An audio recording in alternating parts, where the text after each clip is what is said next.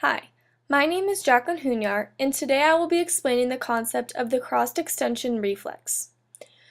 The cross-extension reflex is a withdrawal reflex. When the reflex occurs, the flexors in the withdrawing limb contract and the extensors relax, while in the other limb, the opposite occurs. Before I get into a great deal about the cross-extension reflex, I will cover some vocabulary pertinent in understanding this concept. The ipsilateral is on the same side, so that means the left arm and the left leg, while the contralateral is the opposite side, so right arm and left leg. The spinal cord transmits signals between the brain and the body. Pain receptors are nerve cells that respond to this harmful stimuli by sending signals to the spinal cord and brain. A synapse is where two cells pass electrical and chemical signals and charges to each other.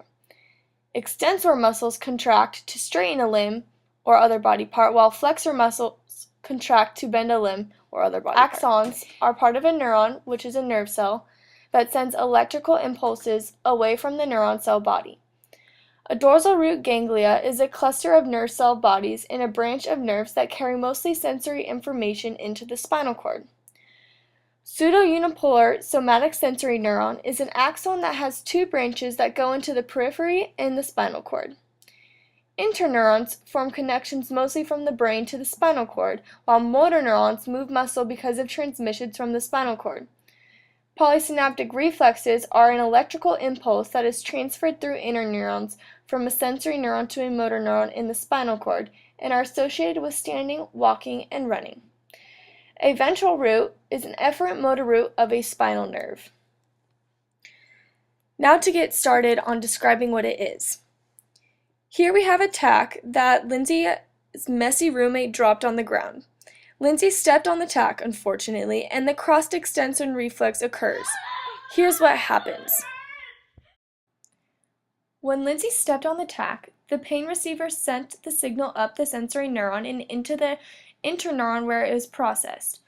The motor neurons then send the signal via synapses passed from the axon to cell body, which tells the extensor muscles to relax and the flexor muscles to contract on the ipsilateral leg that stepped on the tack. These motor neurons also simultaneously tell the extensor muscles to contract and the flexor muscles relax on the contralateral leg. The flexor muscles on the ipsilateral leg pull the leg up and away from the tack, while the extensor muscles on the contralateral leg bear the weight of the body.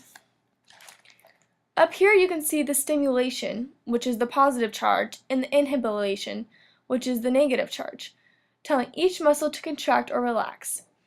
When this reflex movement is underway, antagonistic reflexes are inhibited.